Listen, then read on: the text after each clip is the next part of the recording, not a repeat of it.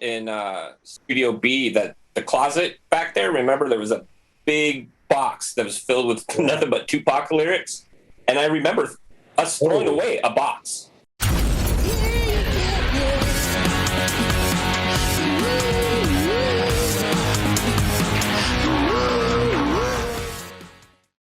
Thanks for checking out Party Like a Rockstar podcast. I'm your host, Joel Miller.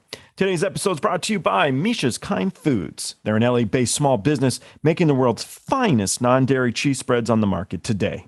They're delicious and healthy, made from a cashew and almond milk, and blended with various locally sourced fresh herbs, vegetables, and spices. There's no vegetable oils, soy, fillers, starches, or nutritional yeast. It's lactose-free, paleo, keto, kosher Parev, and 100% vegan. Enjoy the show. The gigs again.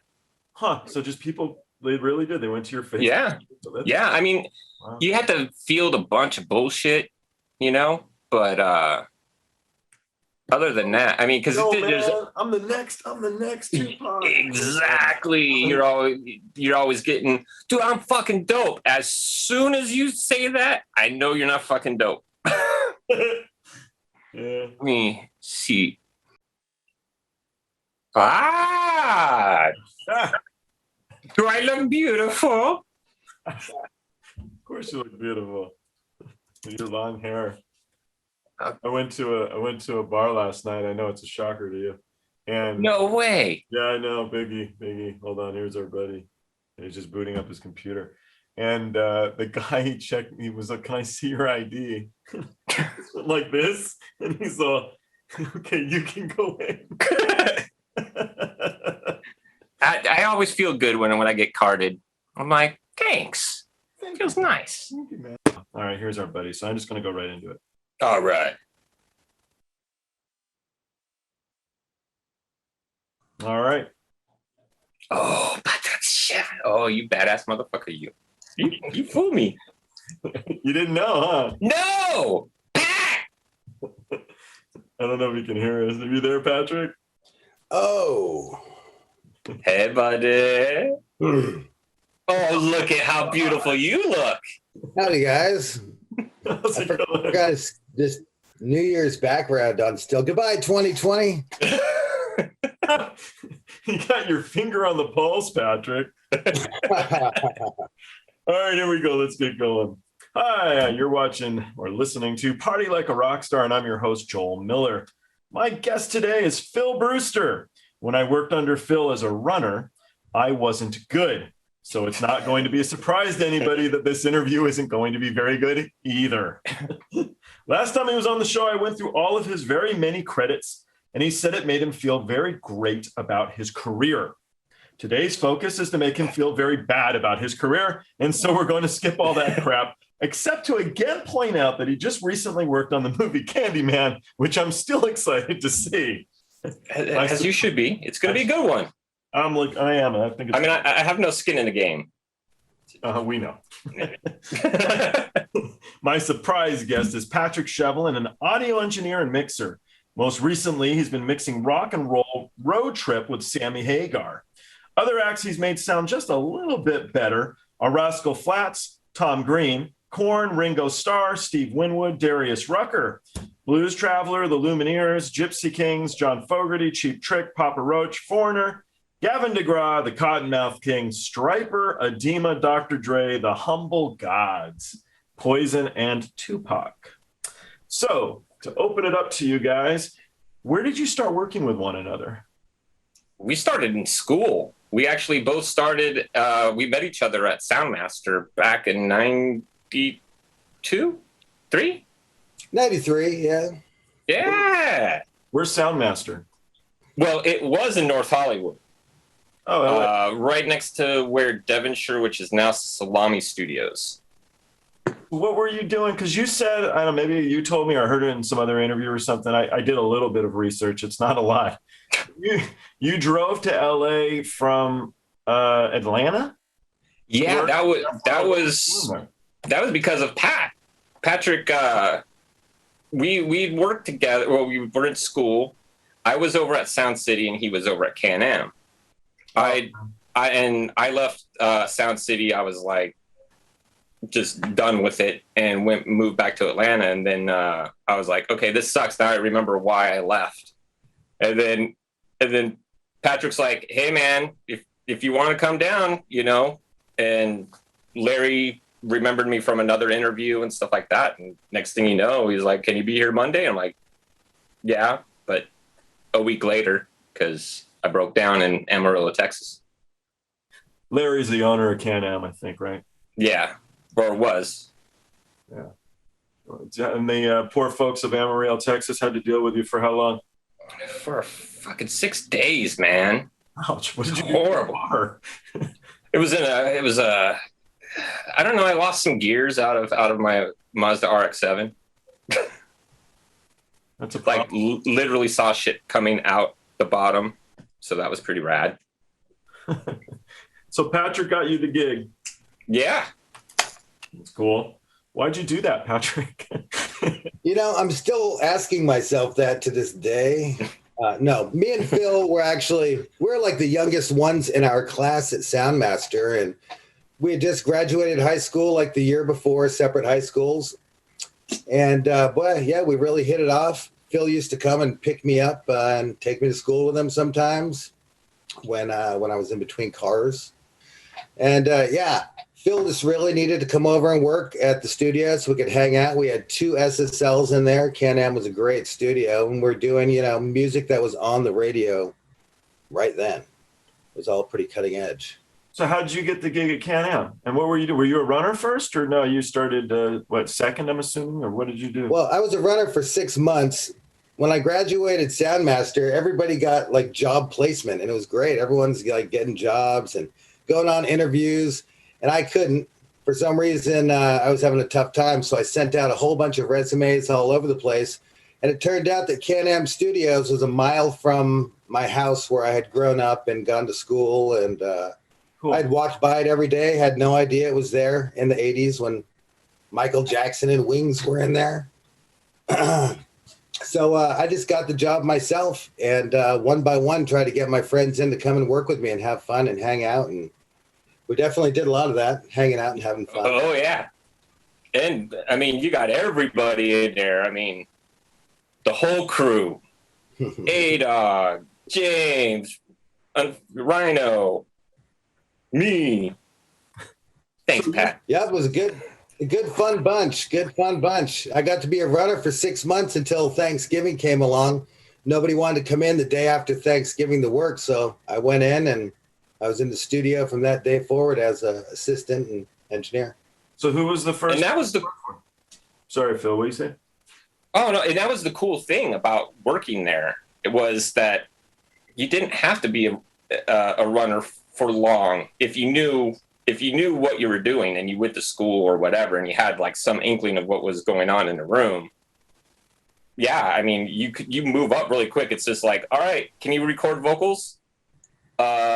Yeah, okay. And then I run up, hey Pat, where do I patch this in?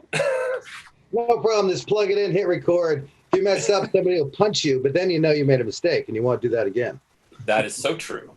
See, the assholes at the Jungle Room, they just kept me as a runner for what, like a fucking year? Forever. Do you know how to do this? Nope, don't give a shit either. Good. Good job. Don't make coffee. Don't make coffee. You know how to make coffee? Nope, don't give a shit either. It's like, what do we do with you, Joel? I don't know. So who was the first act that you seconded for, Patrick? It was the Dogpound. It was the Dogpound. I had everybody in that day. It was a pretty good day. And one of the first memories I have of sitting in the room waiting for everybody to come in, it was like noon. And Daz comes in and puts a big bag, sandwich bag of pot on the table in front of me. And he's like, go ahead and break that down. And I'm looking at it like, so this is pot. I had no idea what I was looking at. It was great. I ended up not having to break it down because I had no clue what I was doing. I don't know what I did after that instead. Did they make fun of you? Oh, yeah, I got made fun of completely. Yeah, I wasn't smoking any pot at all. Nothing like that. Just young 19-year-old Patrick just trying to find his way in the hip-hop world. So I know Phil really didn't smoke weed for like for the whole time I knew you when I worked with you. Phil really didn't. Were you smoking weed at Death Row, or no? You weren't either, for real. I waited till I was 33. I waited till I was 33 years old. I waited forever. I waited until 42. Wow. I mean, of course, I still don't smoke.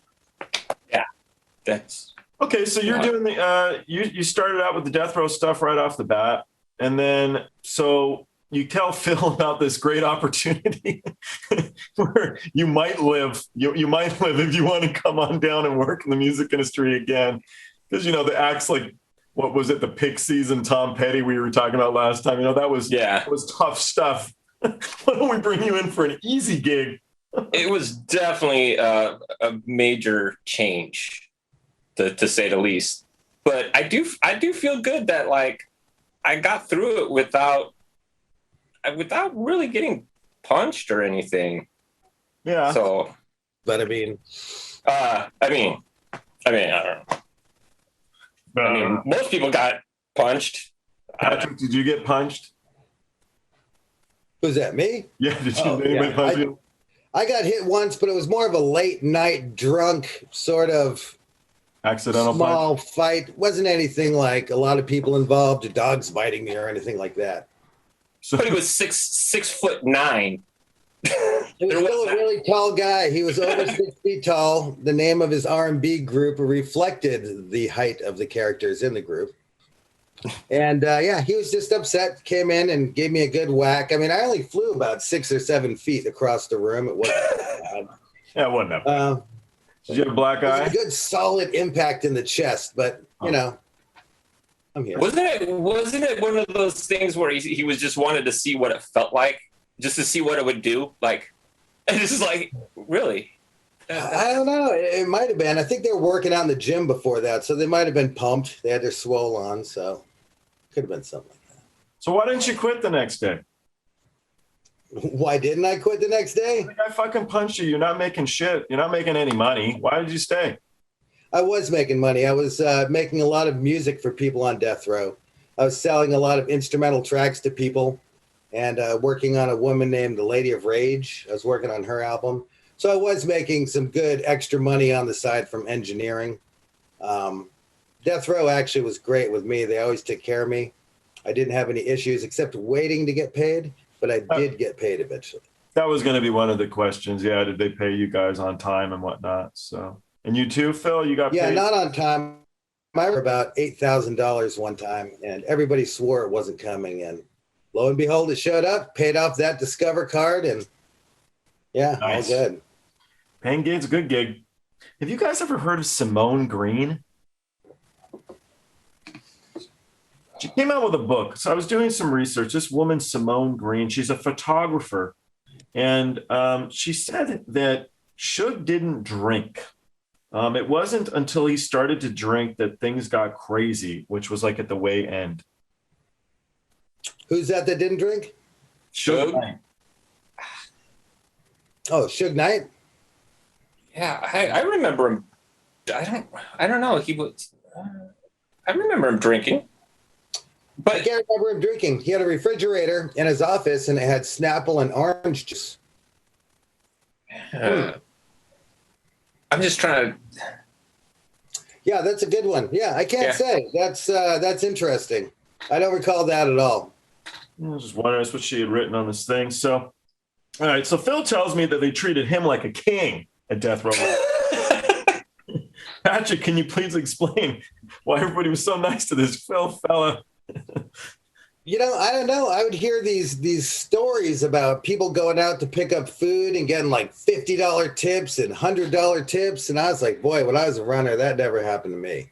Certainly didn't. Yeah. Well, that's because you were better at engineering and I was just a really good runner.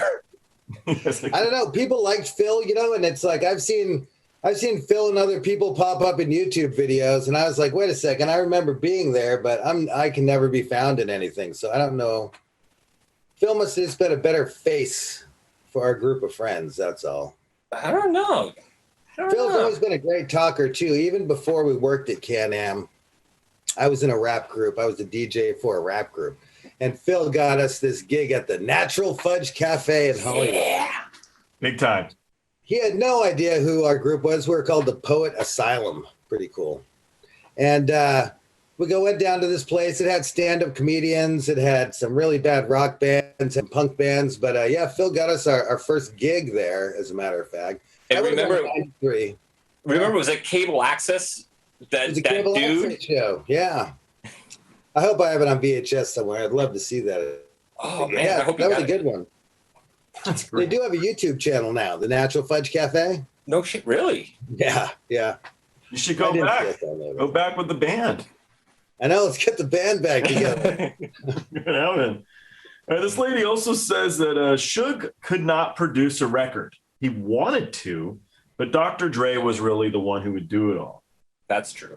I mean, to my knowledge, Pat was there too, so. No, I could agree with that. I saw Dre really doing the hands-on part of the work more so than I'd see Suge come in and listen to things and give him his nod of approval. Yep, sounds good. That was it. He didn't, As far whatever. as his producing went that I saw. She said that employees got cars, but that's because he could take them away from you if he got pissed off. Yeah, that sounds right. All right, this lady's on the money. As far as Suge, as Pac, because his car was in Suge's name, the Mercedes and Oh, really? the Jaguar and stuff, and he put it like some way of like, oh, it's to protect you or whatever. But when Pac died, I think he even had that NSX that was DJ Quick's. I think that was in his name also, because I think everybody got kind of screwed on that. I mean, we didn't get cars. I don't understand why. We never missed.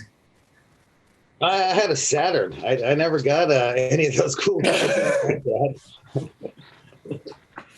Someone told me that I know Dr. Dre got shot in the leg. I guess he did a video recently. I don't know how recent, but he did a video where he actually took the bullet out. But somebody told me that it was Suge Knight who shot him in the leg. And then somebody else is like, nah, that ain't true. Do you have any idea? I have no idea. I haven't even heard that one at all. Personally, that's a new one for me. I looked a little bit and I couldn't find out, so I don't know. All right, anyway, to get off these notes here, and just to chat about whatever. So I remember from like back in the day, you would tell me that your relationship with Tupac was actually really cool. You told me he was good to you. And then when somebody else came in the room, everything would change, the dynamic of your relationship, I mean. But when he was just there by himself with you, you always said he was like a really good guy to you and whatnot. So Yeah. What do you think changed with the dynamic? Is it because he was a young guy and things switch up? Or I think it was that he was surrounded by, like this gang atmosphere, and there was like half of them that seemed like he wanted to break away, and he's so smart and he had so much drive. It seemed like he was so much better than anybody else that we would work with, and everybody came through the studio at some point that was big during that time. I mean, from Jodeci, Ice Cube, like if you were on the radio, like Power 106, you came through Canam during those days. So, yeah. Did you? Yeah, and I just think that it was like that struggle with him, like when everything was cool and the entourage was out and it was him just, banging out lyrics and stuff like that. He was really focused and he was, pretty chill. And, I never had any problems. No, sorry, you didn't have any problems. Well, I have problems now, but yeah, not with Pac. So he would write lyrics in the room? Yeah. I mean, they would just, all right, give me another beat. All right. He'd write to that. All right, give me another beat. And, he'd write like 2-3 songs a day. Really prolific. I mean, did you ever work with any other acts that would, music, okay, good, guitar riffs and stuff, but with a guy who would just write lyrics on the spot, no problem, again and again, with all the other people you guys have worked for? I think Pat has he's got way more experience in that because, he's Patrick's been in the music business from day one, and he's still in it. So mine's a little bit more sporadic and stuff. So I mean, I'd seen other rappers and singers too. I mean, sit down and just bang out a song, come into the studio with absolutely nothing. Like on the Tank Girl soundtrack, Scott Weiland, he came in and did 2 or 3 songs, and they came in and they weren't even a real band, and walked out and they had great songs. I mean, it took literally like 18 hours to get him out of the lounge because he was all hopped up on coke, heroin, and freaking drunk, and yeah. And that was right before he was going to go into rehab, but right after they found all that coke in his trunk. Yeah, it was a bummer, man. The guy was so talented, and I don't know. I cared a lot about Scott, so it hits a sore spot. Yeah, no, and I've never seen anybody put it away like him. Like, yeah, and that's sad because he was so talented. Yeah, he was pretty cool, man. I really did like that guy a lot. So when you toured with them, did you do STP or Velvet Revolver or STP? I did their the number 4 album. So I didn't know what I was doing. Not a surprise to you guys. There's a common theme here, isn't there? But you seem to be doing good. Yeah, everything's okay now. Yeah, I think you'll make it. Finally, at 40 years old, I don't know, something happened. But I went out on the road. I didn't know what I was doing, but Scott and them were cool to me. I think it's all these guys, and they could see you're working hard. They're cool to you. They're all right to you. They might pick on you a bit. You might get punched in the chest by some guy who's 6'9". But the fact you came to work the next day, you still get a high five and you get paid. So I don't know. It's kind of good. But yeah, I had no idea that you'd worked with him. So that's cool, man.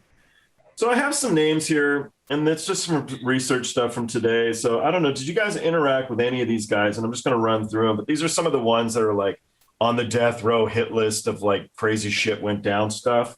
So Linwood and George Stanley, Devontae Swing from Jodeci, Happy David Walters, Mark Anthony Bell, Sam Sneed. Mm-hmm.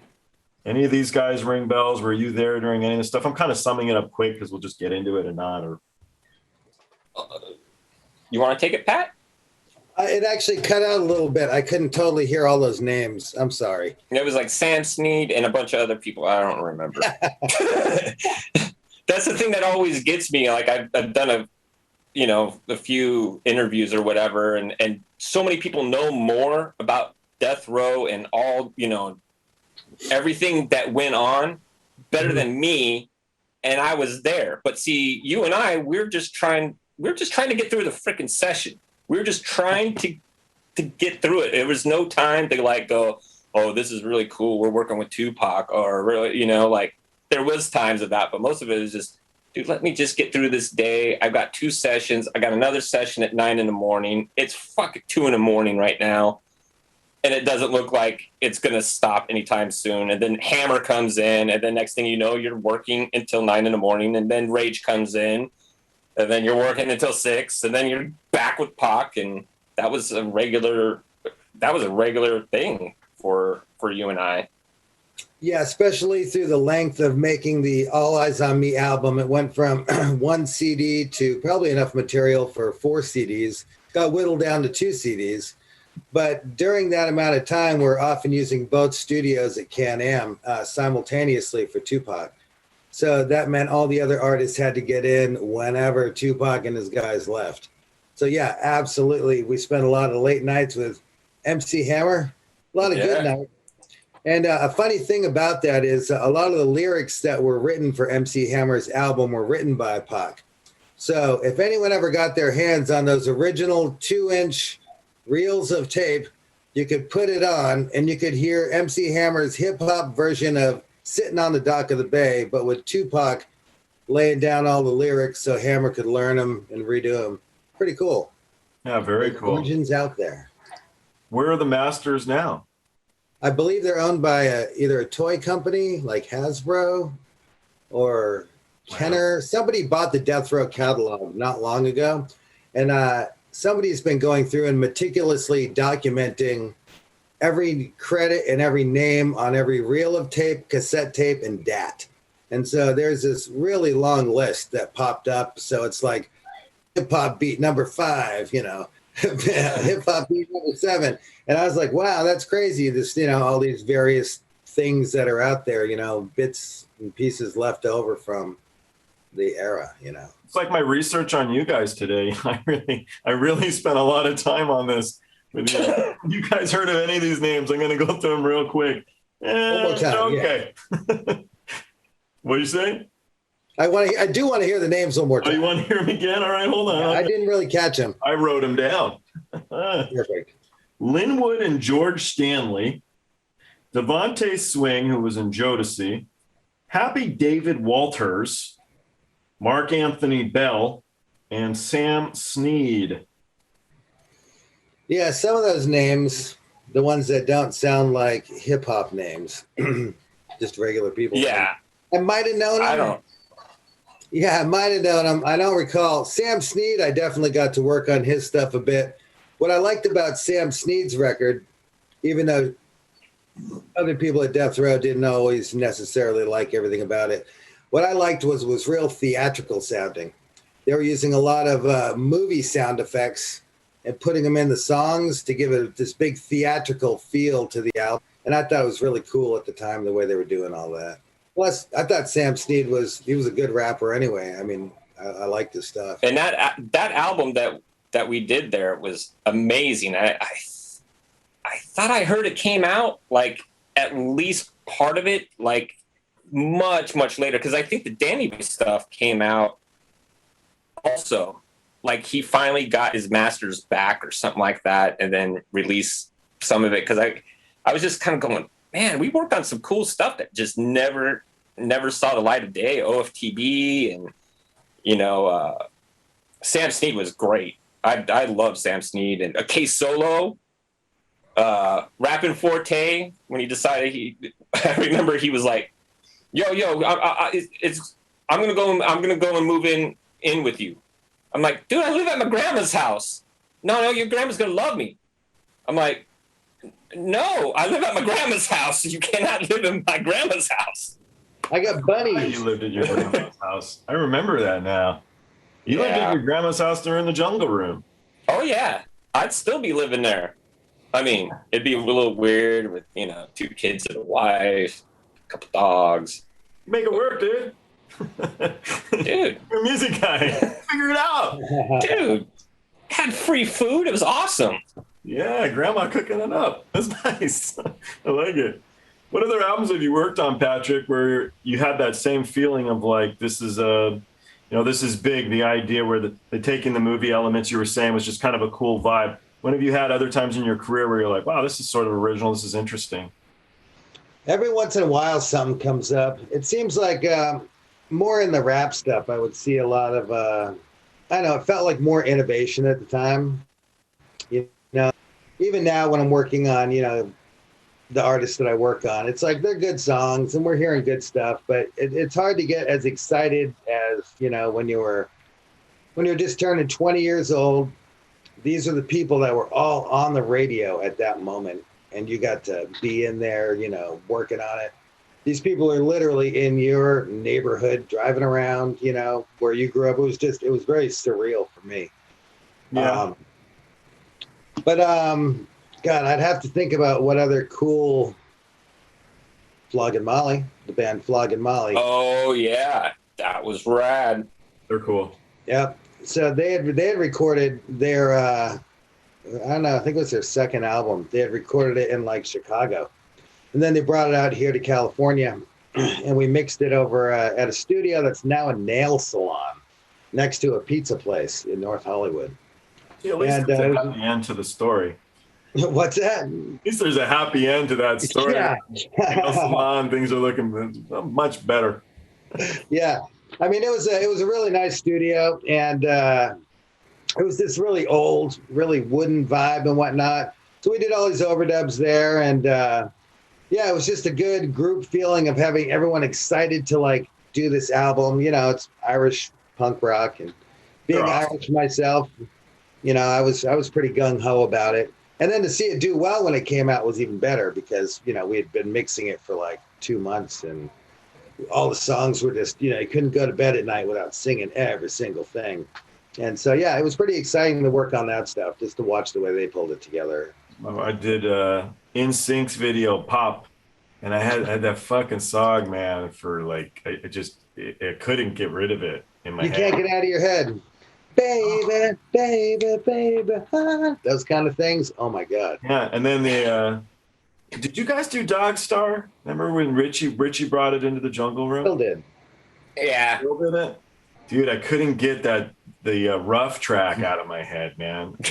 Down at the corner store or something like that. Remember? I just remember talking to Kevin, and I was like, dude, come on, you got to tell me. Keanu has to say bro a lot, and dude. And he's like, yeah, he does. And then right after I say that, he's like, dude, like to the rest of the band and everything. I'm like, oh, that's fucking great. That's awesome. You would just talk hockey with Kevin the whole time. That's what they would basically do. They go on and on and on. But at the time, that guy was like the most famous guy and the dude in the world. Yeah. Well, The Matrix had just come out. And he came out, I talk about it in my book, and he had bought this really nice Porsche. Well, he bought a shitty Porsche. He bought a really junky Porsche. I don't know, that sounds so stupid. But anyway, he got a Porsche, and he brought it to the studio, and he put a bunch of money into doing the suspension. And he's like, man, they charged me so much. And I'm like, well, yeah, you're Keanu Reeves. They know you can afford it. Should have sent somebody to fucking go get your Porsche fixed. And he just kind of looked at me like, fuck off, go do something. Remember Billy Idol would show up in that shitty Mercedes? He had it forever. Yeah, because you worked with Billy Idol a bunch of times, right, Pat? Yeah, I worked with Billy at the Jungle Room a bit, and then up at Keith Forsey's house when he had a house up here in the valley. By me, he lived up for Laurel. The recording session, it was like in the backyard, right? He took a gazebo. The Pool House Studio, yeah. That was cool. It was pretty cool. Funny little workspace to work in, but it worked. Yeah, what did you guys do up there? Just Billy Idol stuff, or? Yeah, I don't know. I remember recording vocals with Billy, and I remember us clowning around an awful lot. I couldn't tell you what song we did or anything like that. I just remember having a lot of fun. It could be brothers because they've still had like the bleached hair, thick accent. Yeah. God, I couldn't remember anything that we did up there. I wish there was something noteworthy I could tell you about. I hope it was noteworthy and I just haven't noticed. Well, I remember from Billy, I couldn't go in the studio when he was doing vocals. He didn't want nobody there. No, it was just you, Joel. Maybe. That's only, I was a big fan. There was a show. So STP, I wasn't working for him. And they were opening up for Billy Idol at some like Harley Davidson event or something. So I'm not really big into going to concerts anymore, but I went. And they told the guys at the gate not to let me in. They told him like, my laminate. So I'm just looking, I'm like, I know it's bullshit. Just let me in. Just tell them that you made it really hard for me and I waited here for 20 minutes, but fucking let me in. And all day I was like, Billy fucking Idol, dude. Billy fucking Idol. And I was standing in front of the house and he comes out, he goes, I'm Billy fucking Idol. I'm like, yes, you are. And I met these two girls that night who had the same name. And I brought them backstage and they were hooking up with each other. And that's where I met Ernie C. and Ernie C. and Steve Stevens, because they were like, who is this guy? And I'm like, ha. You worked with Body Count? Actually, when we were going to school at Soundmaster, they were working next door at Devonshire, and we were having one of our workshops, and as we were walking to our workshop, one of the guys that was with us, he's like, dude, that's Ice Cube. So he goes off and says hi or whatever, and then like we're talking over the wall, and he's like, oh, you guys are in school, to be engineers. Why don't you come over after your workshop? So we did, and we spent like 2 days there just soaking it up, just being like fuck, this is awesome. We're in the studio, like for real. And that's where I was when I found out that Kurt Cobain killed himself. It was Ice Cube going, that motherfucker got offered $1 million to do Lollapalooza. I ain't get fucking $1 million to do Lollapalooza. You know, and he's like, what are you killing yourself if you make $1 million? Patrick is blown away. He's going off on that. Patrick's totally blown away at your impression right now. He's like, that is the best Ice Cube impression I've ever heard. It was right spot on. Thank you. I don't remember, man, when Kurt Cobain. I mean, I remember him dying, and I remember thinking, like, why, man? You're like king of the world. Like, what the fuck? I couldn't understand why. Yeah, I mean, one of my good friends tells me this all the time, and it helps me out a lot, is just imagine that everybody's fighting a battle that you know nothing about. And if you do that, it makes you be a little nicer. I don't know, it helps me be a little nicer because I'm an asshole, right? You can tell. Yeah, I'm mean. When I started working there, he told me, Pat, when I was working in the Jungle Room, he told me he was such an asshole to me. Actually, you were never an asshole. We went over this. He said that he was tough on me because you guys had all been so tough on him at the other studio. So he was going to make me pay. You know, I had to deserve to be a runner. I'm like, in what headspace? I worked for free. I got paid nothing. It's one of those things. It's like, we just had to find out, are you a person who were doing what you were doing, which was just hanging out and didn't give a shit? Yeah, no. Or you wanted in the room and you wanted to learn. Yeah. Because if you wanted to learn, then, you know, we would have taught you. But you didn't want to learn. Yeah. So we didn't teach you shit. Sorry, man. Yeah, wasn't really my thing. I was more into just hanging out in the parking lot. I'm talking about Keanu's Porsche or whatever the fuck. I had no idea what I was doing. I didn't know. But I did like the food, man. We always had good food at lunch. Always great food at the Jungle Room. Oh, man. Food to that Indian place around the corner was kick-ass. And then, what is it? Like Jimmy's Super Lunch. Oh, dude, those were great sandwiches. Jimmy's Super Lunch. The burger stand on the corner. Thing. Oh, yeah. And then there was Mambo's, the Cuban restaurant. Yeah, that place, I think, is still there. I wouldn't eat any of this now. I've been vegetarian for so long. It sounds delicious. But boy, do I miss things like Cuban steak and teriyaki chicken sandwiches. Ribs USA. Oh, Hoggly Wogglies. Brisket. Oh, yeah, good stuff. Yeah, Hoggly Wogglies. Best brisket. God, food at the studios was good, especially when there's a food budget. I used to remember sessions that were boring based on the food. If I could remember the food, I could bring it back. Be like, oh, yeah, we had that place that day. And it was always a good food memory associated with a good session. I don't know if you've got that at all. Do you have like good food memories associated with good sessions? Hell yeah, it was $2.25 back then. We were both big boys when we were working back then. Now we're both skinny. Yeah, I was pushing 300 pounds back then. I'm nothing like that. No way, dude. Yeah, by 30, I was damn near 300. No shit, really? Oh, yeah. Yeah, my top was 250. 250. Yeah, I was wearing size 42 pants, nice and big. Keep all that fat in there, and like, I'm a big guy. Yeah, but truthfully, it's true. You guys sit in that fucking little room all day. You don't leave. Some runner brings you food. You get up every now and then to take a piss. That's why I hated it. That's why I didn't want to do it. I wanted to work in music. I just didn't know what. But I definitely knew real quick I didn't want to work with you guys. I thought Keith was real cool. I thought Keith Forsey was a super cool guy, but his dad was a fish and chip salesman in England. He literally came from like nothing. Yeah, like the old school, the newspaper, fish and chips. And I just thought it was really neat how this guy had carved out a really cool life. Yep.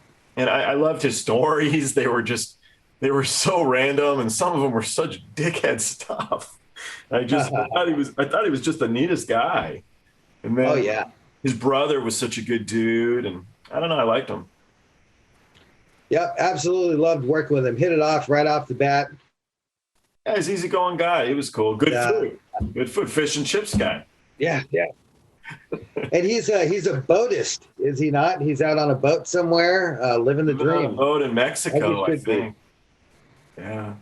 I mean, he did good. Think about it. He made the money from the Simple Minds stuff and the Billy Idol stuff. That was a hell of a long time ago. So, I mean, none of us are going to live forever. So yeah, get on a boat. Hell, what do you care? So Yep. His kids are not a kid anymore. She's got to be 20 something. So Yes. Yep. So you just go off and do stuff, and you get the food you want, and you don't have to sit in this tiny little room. Giorgio Moroder telling you what to do or something. I don't know. Did you ever go in Giorgio's car? The Moroder? I used to work up at his house a lot. He had the 2 mansions next door to each other in Beverly Hills. Yeah. And I know he had a Sixx Moroder in the garage of one of them. It's like a V16 or something like that. Crazy. I saw him drive it once. He drove down the studio once, but he had some cool cars too. I think he had like a Ferrari Mondial or something, if I remember right. And I'm looking at that like, wow, this is where it's at. Write love songs for Top Gun movies. I know. And when I saw him come down to the jungle room, he rolled up in a Rolls, which not too shabby. But when I would eat at Giorgio's house, back to this food thing, because Fat Pat back then loved his food. Hamburger place on the corner. That was the one. Hamlet? Well, actually, Brian Reeves is the one that taught me to buy the sport coat that I have now, because Brian said you could be wearing a shirt that says Conspiracy Club or anything else. You throw a sport coat on, boom, you're instantly dressed up. You can go into anywhere instead of looking like I look like a turd most of the time. I mean, I was wearing shorts, T-shirt. I mean, my hair shorter, but still just as whatever. And wear the sport coat. But at Giorgio's house, the maid would come in and she would say, "What type of pizza would you like?" And she'd go out and there was a freezer that was just loaded with, I don't know, 200 Wolfgang Puck pizzas. So I could have any flavor pizza I wanted that day. And it was pretty cool. See, I'm not my own choice. I remember having more than one pizza one time even. On the road, they give you by the pool and just look at downtown LA. The road, they give you pizza every night, dude. It's our after show food every fucking night. So now, like even last night, I went out with some buddies. We went to Paoli's. And yum. No ownership though, because they used to do escargot that was amazing, and nobody would eat it with me. But I wouldn't have done that with you. I was just down at the waffle place next to that a week or two ago, next to Paoli's. Paoli's is doing falafel now, or no, they didn't. They were doing Heroes. I don't know. This is turning into the most boring podcast ever. I know. Oh, dude, remember when we were doing? What about their pesto? Yeah. These guys in sound school are like, okay, I got to wear a jacket. Gotta get a coat. Gotta remember my food. Pizza, Wolfgang Puck pizza. Mistreat the runners. Definitely mistreat them. Gaff tape their shoes to the ceiling, tackle them on their way to bring someone else food, whatever it takes to hinder them and make them look dumb. So they have to perform better in the future. That's all it was about. That's what you think about when you're mixing crappy songs. You're like, all right, that's thing. Can I have a pizza and pick on this poor redhead kid?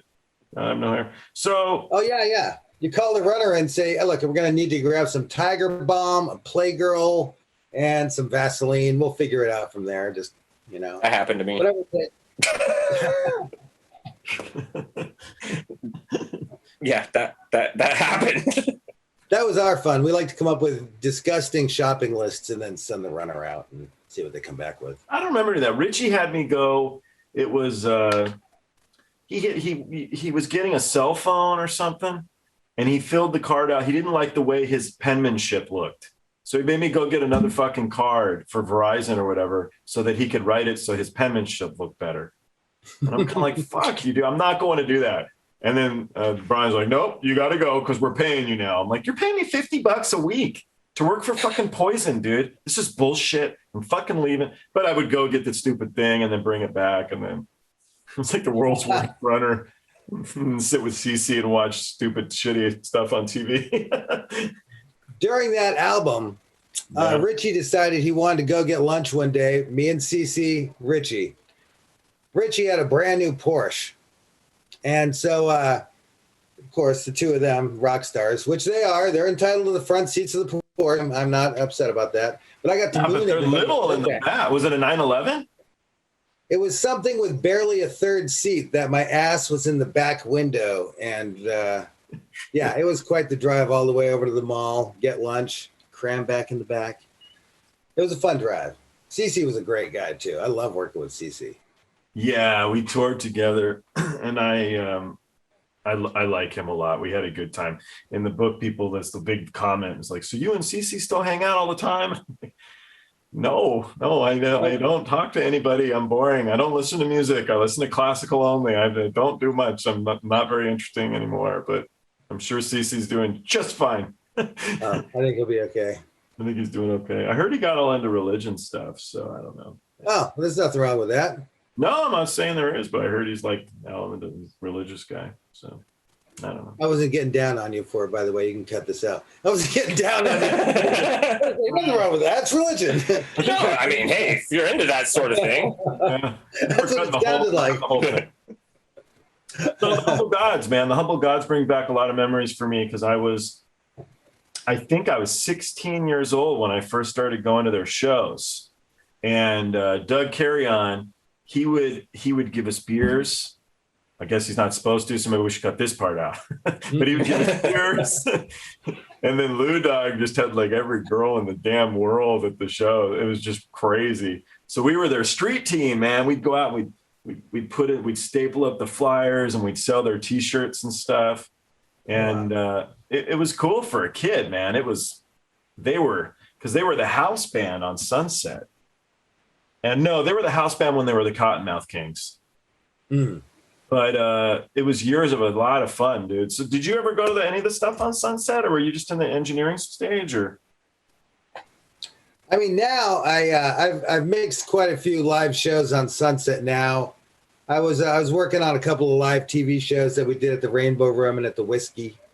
And but Humble Gods, I did their second or third album with them. I was really good friends with Doug Carry-On. What a great guy.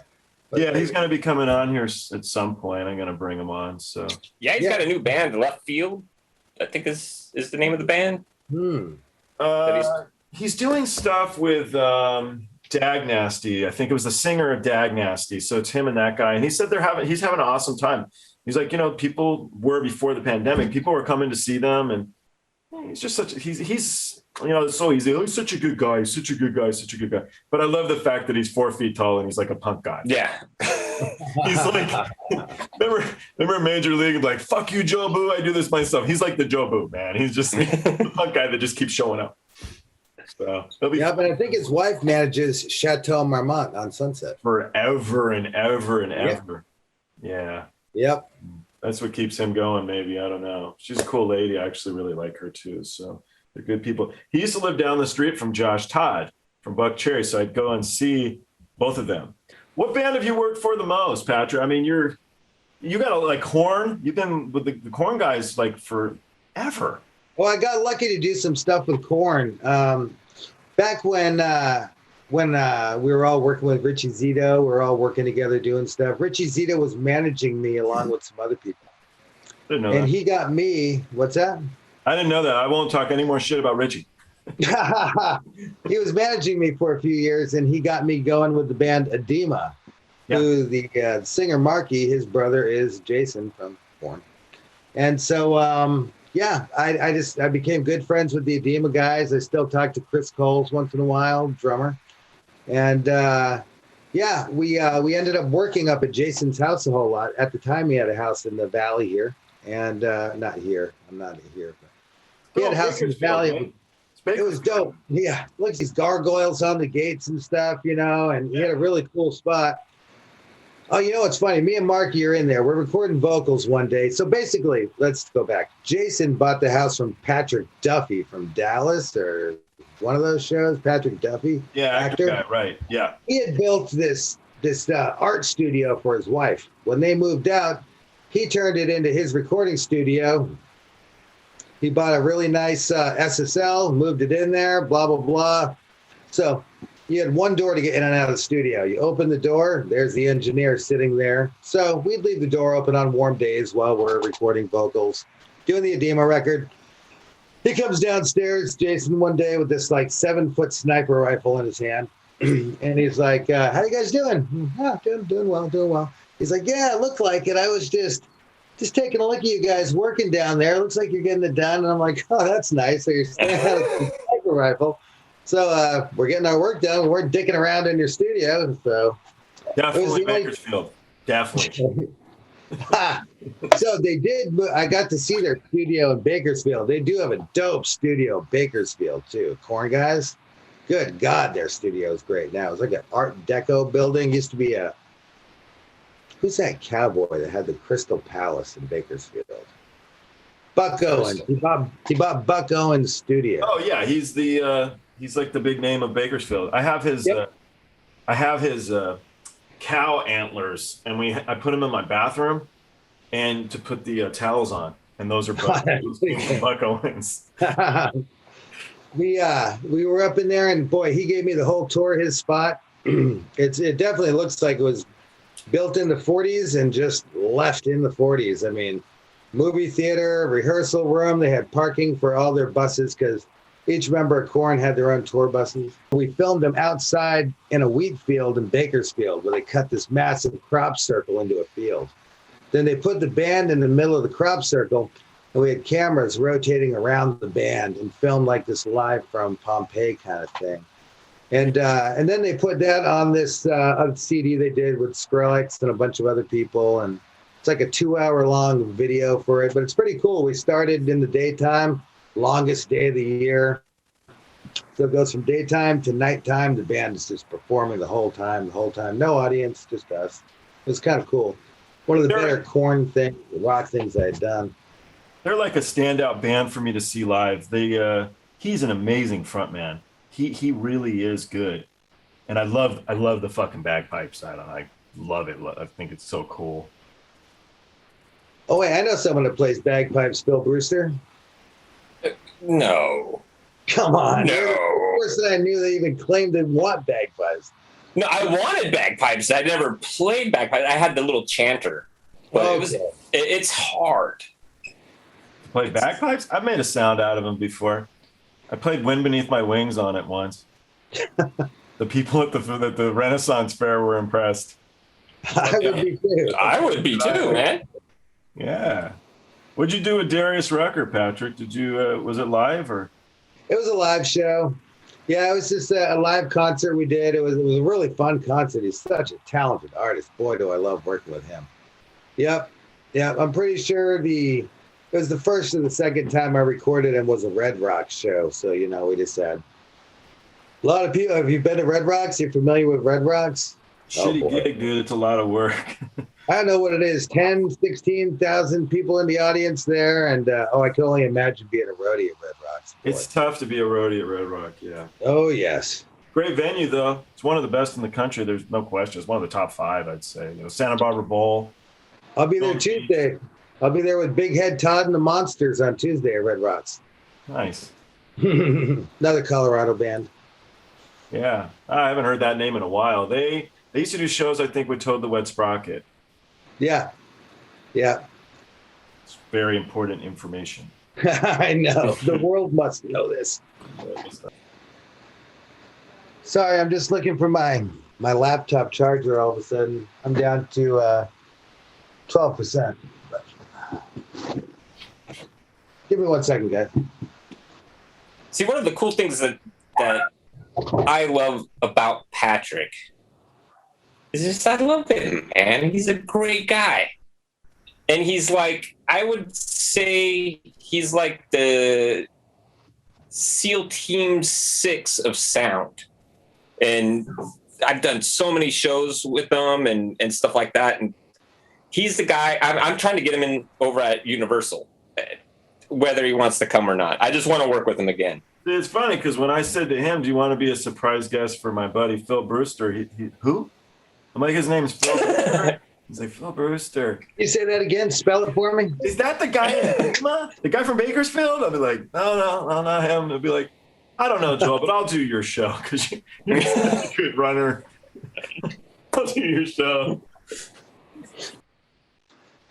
Phil, did he save any lyrics from Death Row or any of these other bands? Dude, I wish. I remember in Studio B that the closet back there, remember there was a big box that was filled with nothing but Tupac lyrics?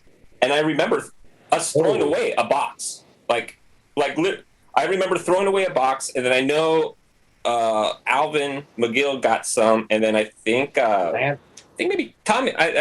Lance has some too. I know Alvin, Lance, and I think maybe even Tommy D. I'm not too sure. All people no one knows of anymore. I'm just joking. No, they do. No, but it's crazy though. They do know. Like it's funny. Like on, I mean, I never knew that this stuff was going to be as big. 25 years later.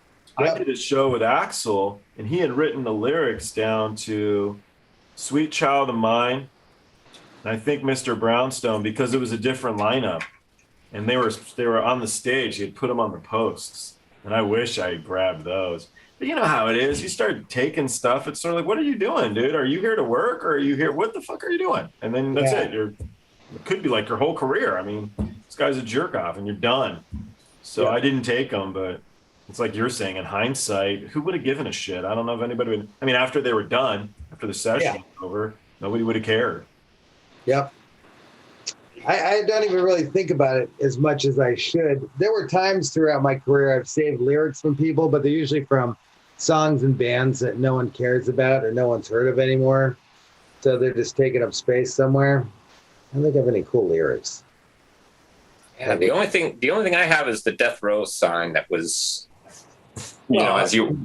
as you walked into Canam, that was the first thing you saw was the Death Row sign. It's a massive piece of memorabilia. It's like 6 feet by 6 feet. It's big, man. I've been carrying that around for a long time.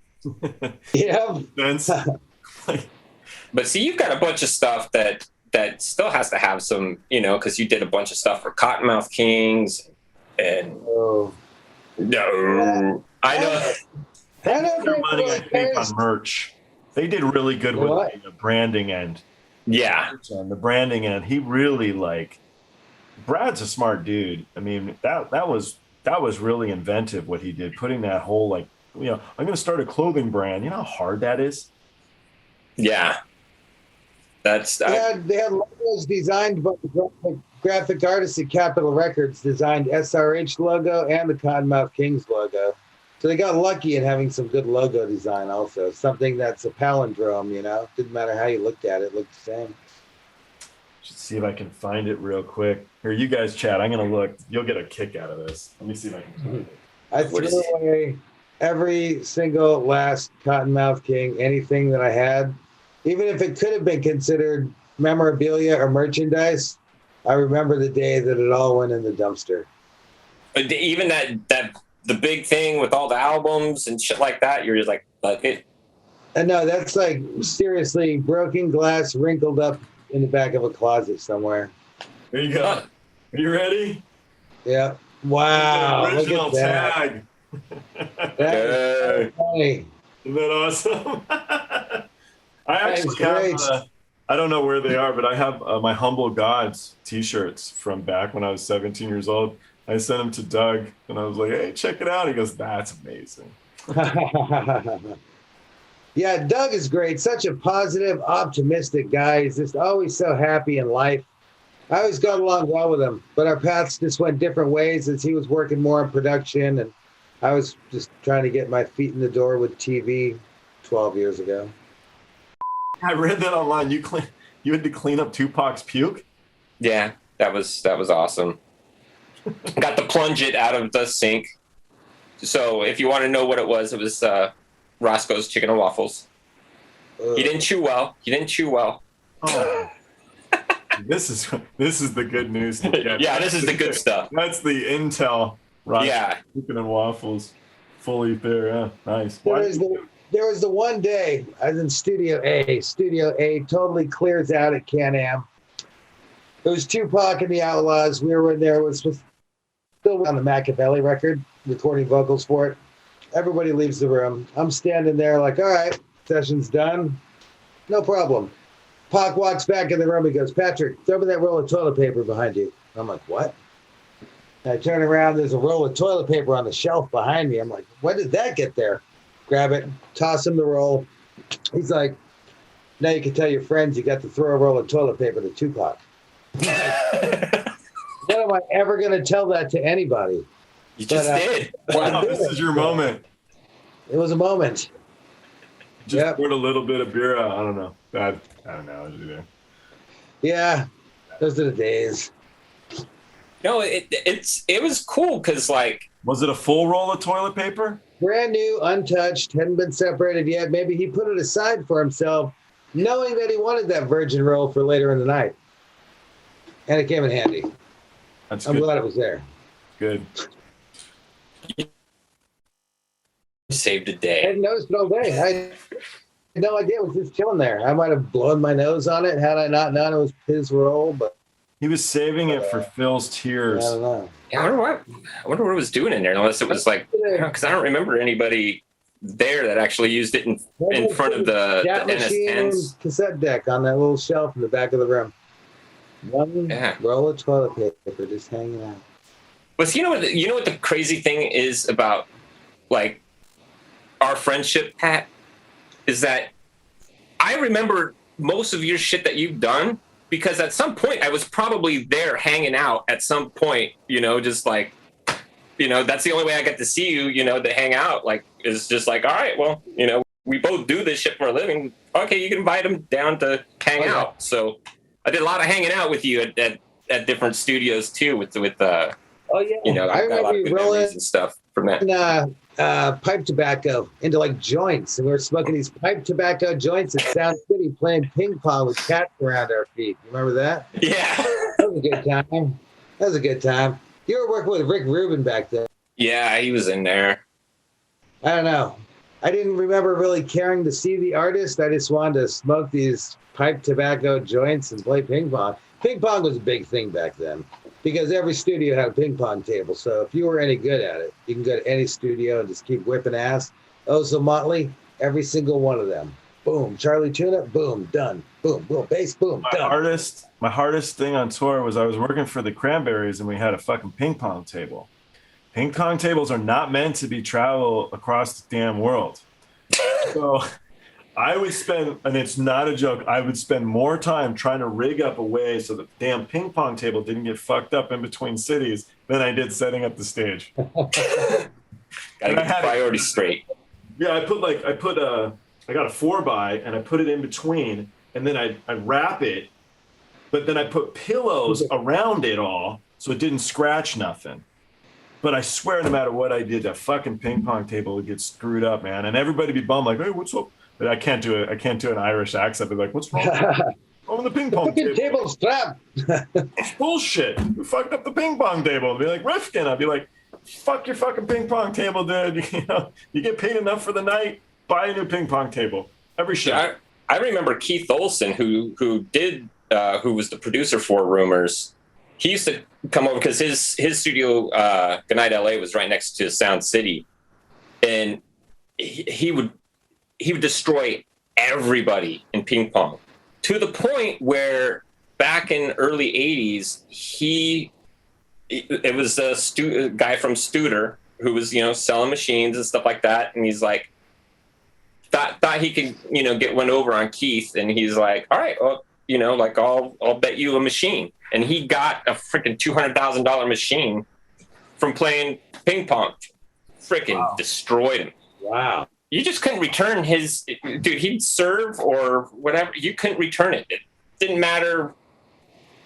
Yeah, it was great. Some people are like that. But, I just thought about something because you mentioned Sound City again. We were talking about that in the console earlier. Their Neve, was it 1073? Console? It was from 73, that's what it was. Anyhow, fun movie, Sound City. But being the audio nerd that I am, I watched it with my headphones on, the entire movie. And as much as they claim this console sounds the same, I gotta say, I was hearing a lot of differences myself. And I understand it's old material that was mixed and mastered a long time ago. And then they have the new material that they recorded. And I was listening so intently. And what I think they did is, in the movie, they show taking apart the console. They show them putting the console back together in a new place. But I don't know if they numbered each channel strip and put 1 and 1, 2 and 2, 3 and 3. because there's something different in sounds. I swear to God. You know, and they probably recapped it. I mean, I'm sure, because I mean that thing was in such disarray. Like, I mean, at one point it was literally raining on the console. 40-year-old capacitors, yeah. Yeah, and then you pull out, you know, an EQ or whatever, and there's rat shit in there, and okay. I'm pretty sure part of why it sounded different is what you're saying. The rain, the rat shit. Yeah. With regard to the thing. Yeah, because I know. I mean, because there as well, right? Mm-hmm. Yeah, and too, that's also like a big part of that sound is that board in that room. That drum room is freaking amazing. I mean, you hear drums in there, and it just sounds huge. Yeah. I remember Warehouse Day. Is that the room, or was there another drum room? Yeah, that was like the big one. That was just it looked like a huge scoring stage, and it used to be a warehouse for Vox back in the 60s. And whatchamacallit, Hendrix would pick up his stuff from there. That's the lore, at least. Makes sense. There's a video on YouTube of Jimi Hendrix playing guitar at Devonshire Downs or CSUN or something like that in the valley. It makes sense that he'd be there. That would be dope. Anyhow, that was my last thought. I just wanted to stick that in there about that console being similar but different to me for some reason. But rain and rat shit explains quite a bit. I thought it was sitting there being used and maintained through all those years. Oh, no, it was such disarray. Oh, it was so bad. I mean, before I started working there, I'd heard that, like, literally it was raining on the board.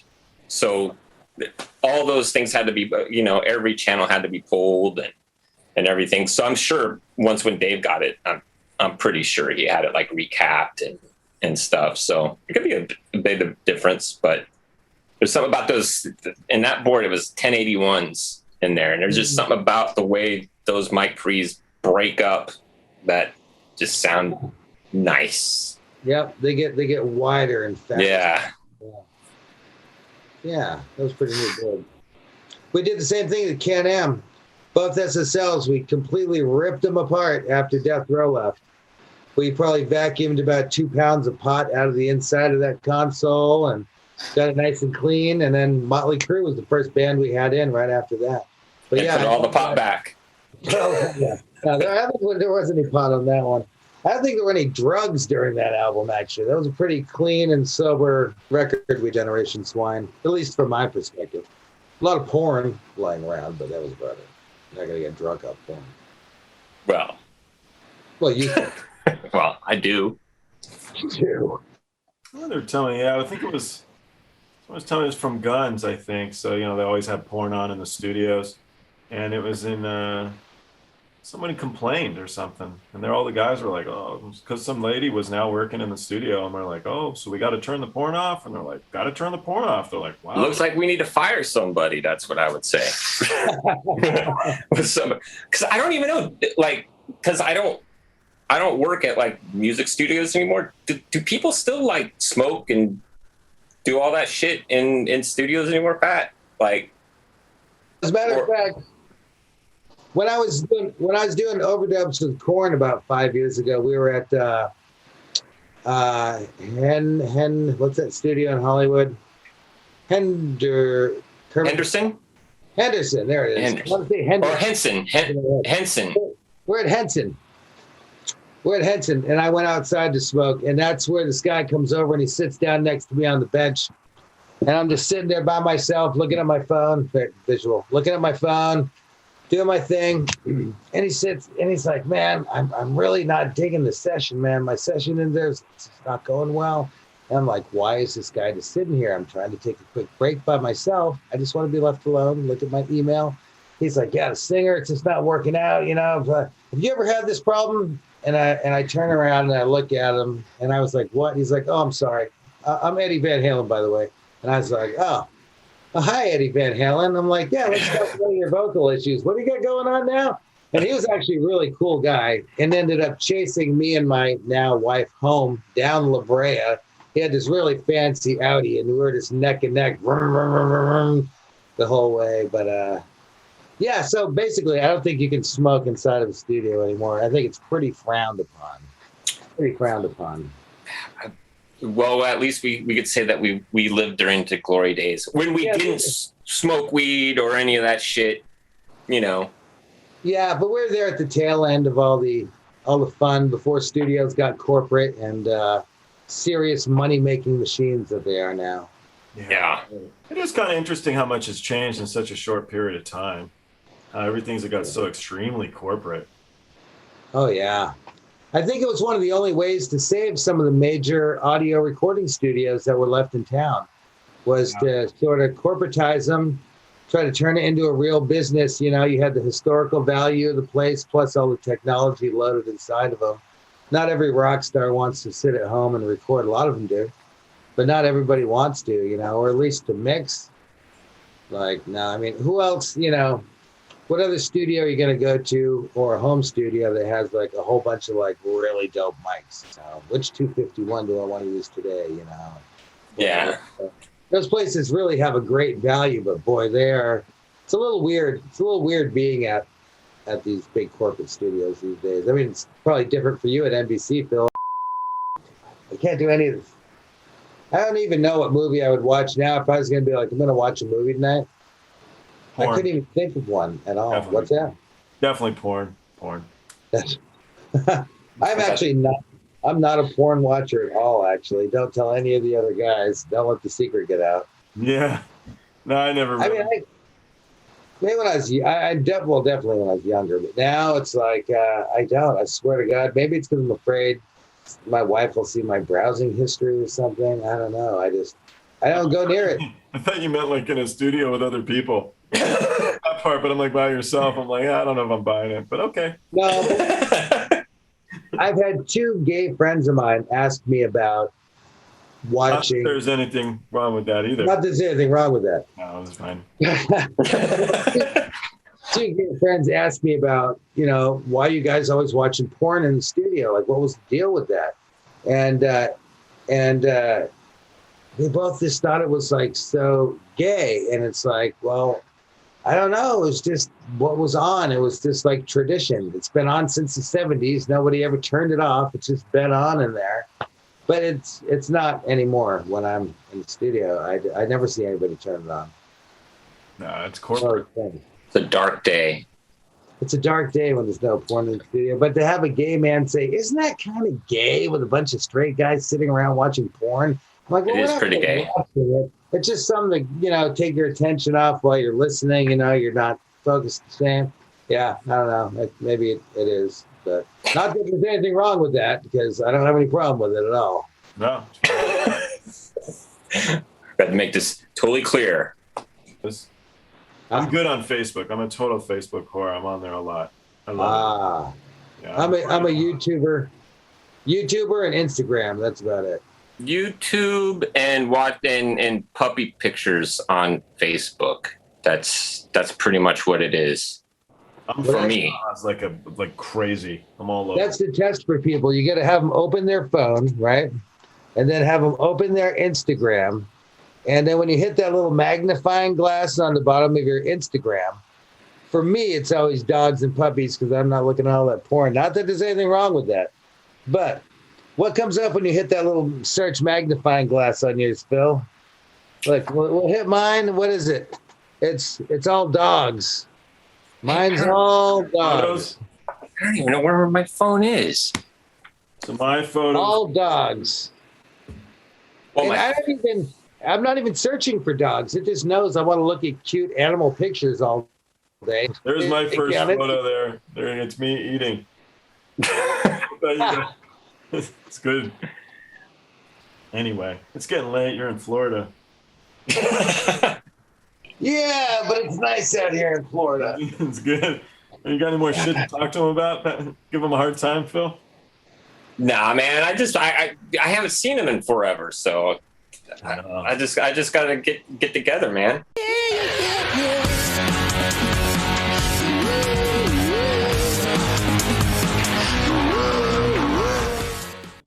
Hey, thanks for watching Party Like a Rock Star.